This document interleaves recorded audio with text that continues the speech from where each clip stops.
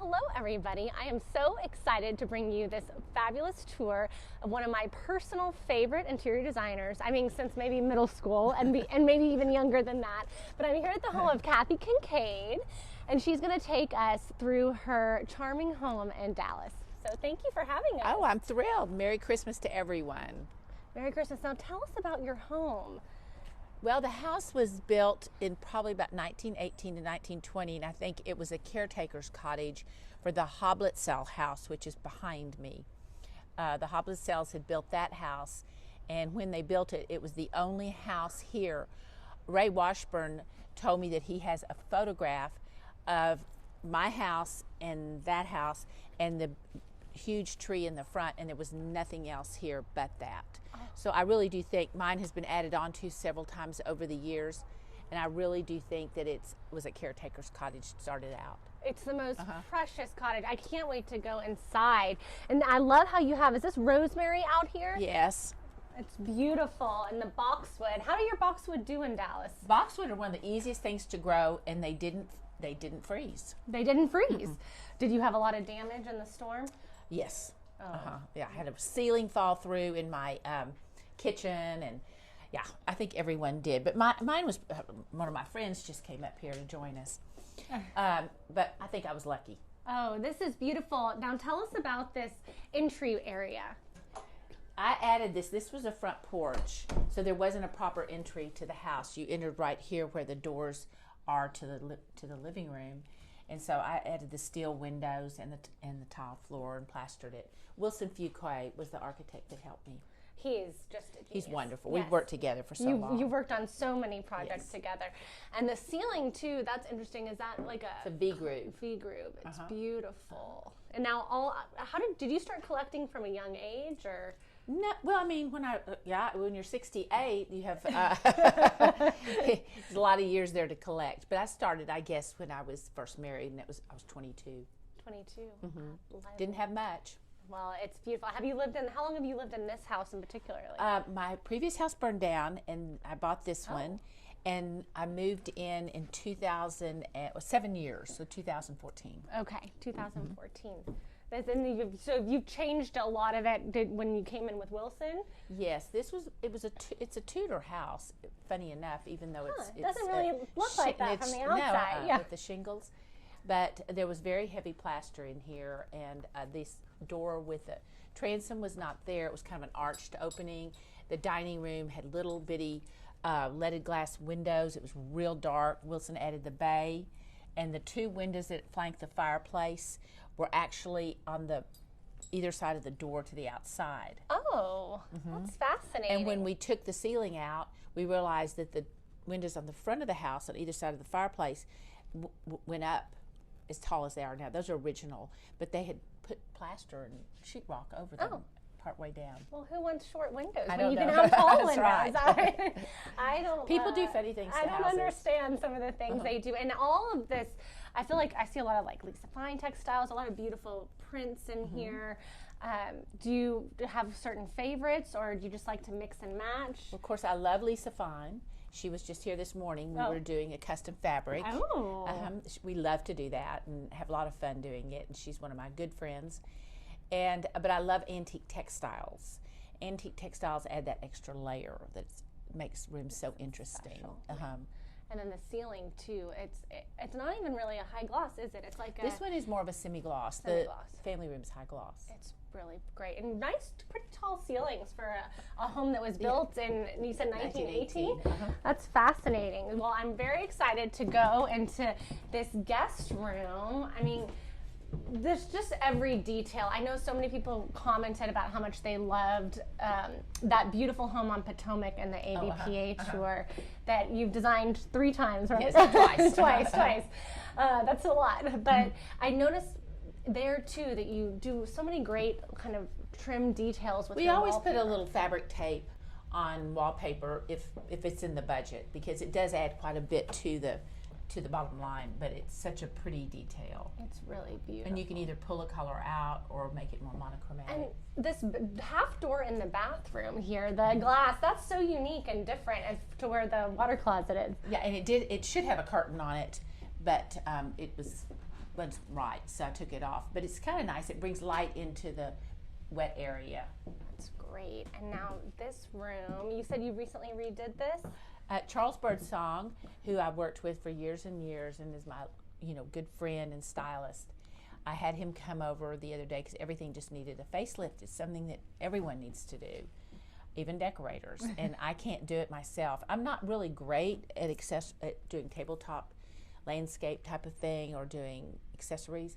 And so Charlie came in and he found furniture from other parts of the house and put it in here, and now it's just much more cozy than it was before. It's just every corner is so charming and collected and layered. I think that's great. So many people get afraid to use pattern on pattern. Right. You just have to be careful with the proportions of the fabric. Now this is a Lisa Fine fabric on the bed, and it's an Adelphi wallpaper, which is wallpaper. It's a small group up in upstate New York that makes document papers.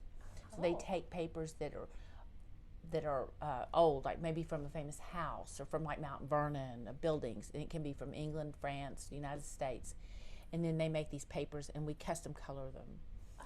And so this is called Ipswich Sprig. Kind of hard to say, but it's really it's refreshing and doesn't feel like the colors are calming and cool, and that makes it. But the fabric itself is warm and cozy. So, and this is a good example of high-low. Those are Serena and Lily end tables, and they were Pottery Barn lamps. But it's the bed was actually designed by Albert Hadley, and of course my favorite Leontin linens, and then the Bezos pillow from my buddies at Mi Golondrina that makes the cutest dresses. And they make the cutest. They did my tree skirt and this pillow I got a long time ago, and I love it. I love it. Well, we'll keep going. There's just so much to see in every corner. I feel like your eye never gets tired in any design that you create. Thank you.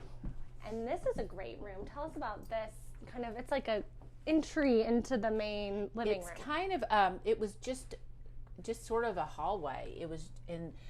The door to the kitchen was over here where this bookcase is, and so I just enclosed it, and I have so many books that I thought I'm just going to make it a little reading room. And what it really works at is a dinner party. I'm having 28 people tomorrow night for a friend's birthday, and kids and adults, and so I need a lot of seating. So this is great, and you can seat 3 different tables in your house for a dinner party, and everyone has a spot. This is comfy to sit in here. Yes, I love this room. And the garland is beautiful. That's from Flirt. Now I think she's Canaan Company, Margaret Ryder. And she always does these for me every year with different fruit. They kind of change. Sometimes she does kumquat, sometimes she does lady apples.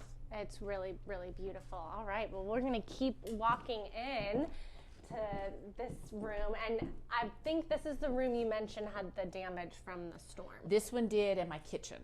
And so we've just gotten it put back together again. Oh, it looks great. So did you add the ceiling and the new floors? The floors are new, and they were dark like the rest of the house, but I thought light would be more fun.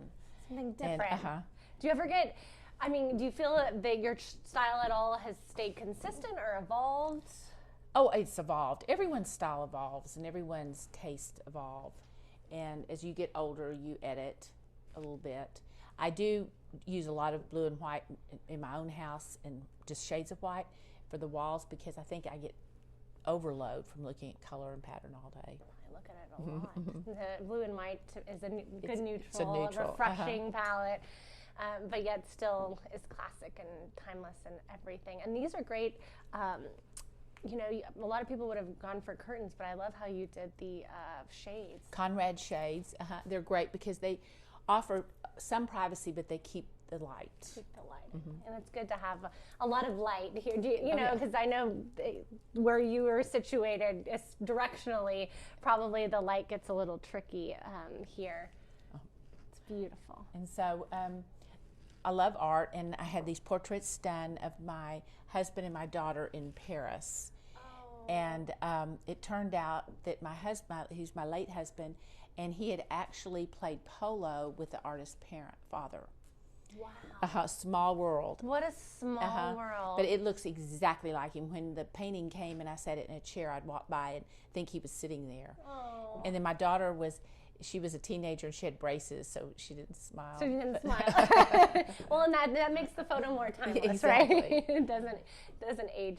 And now, have you been collecting art for a long time? I have. The painting on the left, that's a color field, was actually done by a friend of mine in Houston, Mary Crane. Now she was Mary McMahon, and she was part of the SMU class under Roger Winter that had David Bates and Dan Rizzi and John Alexander.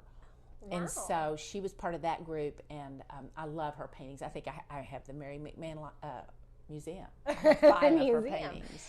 Oh, that's great too. Is that a different artist? That's Julio Larraz, and I bought that painting when I'd been married just a couple of years, and I had to talk my husband into it. I had to get a loan. And hey, good art's worth it. But I've enjoyed it, all these years, and it's been covered up with plexiglass when the children were little, and the table was in front of it, and then took it off. But now with 7 grandchildren, the plexi may go back on. May go back on. And you have 2 dogs, 3 dogs, and the cat that roams and the in cat. and out. So I feel like everything is very livable. Yeah. As nice as everything is. I had to do some major picking up this week to get ready for this. Well, we appreciate it so much. And this tablescape is so sweet. Yeah, isn't it pretty? It's so pretty. That Richard Ganori, that's plates are just so beautiful. And the little glasses are just from Anthropology. Oh. And they're painted for Christmas. I think they're so sweet. Oh, those are so sweet. I have the plates of those. That's the Inslee Ferris collection. Those are they're so darling. They're so darling. And so after the storm, you also added on the kitchen. No, the storm. No. All it did was this. I did this when I bought the house. Okay. The ceiling fell through in here. The ceiling. Well, that's no. Yeah, good. It was raining in here. Raining. When it's raining on the inside, that's never a good thing. Not a good thing. Oh, I hear the doggies wanting to get in. But tell us about the kitchen and the colors and kind of your thought process. I use a lot of Farrow and Ball paint, and I believe this one is slipper satin. People always want to know paint colors. Oh. And this is all of my children love to cook. And so this is a great gathering spot. Like everyone else, everyone comes to the kitchen. Everyone hangs out in the kitchen. And normally the island is covered with junk and all my papers and my magazines and everything. And this is where I sit in the evening and watch TV and do paperwork and such. Do everything here. Do you love cooking too? I used to cook a lot. I don't cook as much now, but I love to cook. Love to cook. And the ceiling in here too is this is so pale beautiful. powder from Farrow and Ball, and this is high gloss. Barry Martin did it. Stunning. It's really exquisite. And the lights are so unique because normally, you'll see those can lights or just only have the light fixtures. But what exactly are these? I don't know. They're MR16s, I think. But the technology moves so fast. I use Stephanie King. She's a wonderful lighting designer. Oh, this is really beautiful and so sweet. And this room, I adore. And is that an original leaded window? That was here. This was a little breakfast room, and then I turned it into a butler's pantry, and I also use it sort of as a bar, and so I store all my dishes. I have so many dishes. Oh, can we take a peek inside? We don't even see all the dishes. I don't even know what it looks like, so who knows? But see. Oh, wow. I mean, there's so much. That's great storage. Every time I do a tablescape, like for Dallas Tablescapes or Lenox Hill in New York, I end up buying a set of dishes. So they have to go somewhere. They have to go somewhere. Right. Oh, and this is great too. I love the wooded counters. Those are really beautiful. They're super forgiving. I recommend them to my clients where they keep dishes, where you store dishes like a butler's pantry or any kind of room like that, because if you drop something, it has less of a chance of breaking or chipping than a hard stone. That's smart. And of course, that has a marine finish on it, so it repels water. That's really beautiful. And I'm so excited to go into the dining room. This paper is stunning. So this dining room was just, like I said, it had little leaded glass windows in the front that were real high and 2 on the side. Did not have a fireplace. And these panels came from my previous house. It was a house that was owned originally by Nina Claiborne, who was a very famous decorator. Oh. And she painted these panels, and they were in my dining room. And when my house burned, my friend came and wallpaper hanger came and took them down for me while the house was still smoldering. We rolled them up, and I had them in the garage for a year and a half or so, 2 years, while I was working on this house. And I took them outside, laid them out in the driveway one hot day. I think I had a swimsuit on out there. It was so hot. And figured out where I needed to put paneling to make them fit in here. So we paneled the end wall and did a wainscot, and then put them up. And in some places, over here in this corner, on the right side, the water is going 2 different directions because we couldn't get them just exactly right. But it's a pretty painting, and she had painted this little man on there, and I guess it was in the likeness of her husband. And then when he turned out to be a skunk, so she painted his head out. And then when the artist came and one of Barry Martin's guys came and installed this and then filled in and repaired it, he painted his head back on.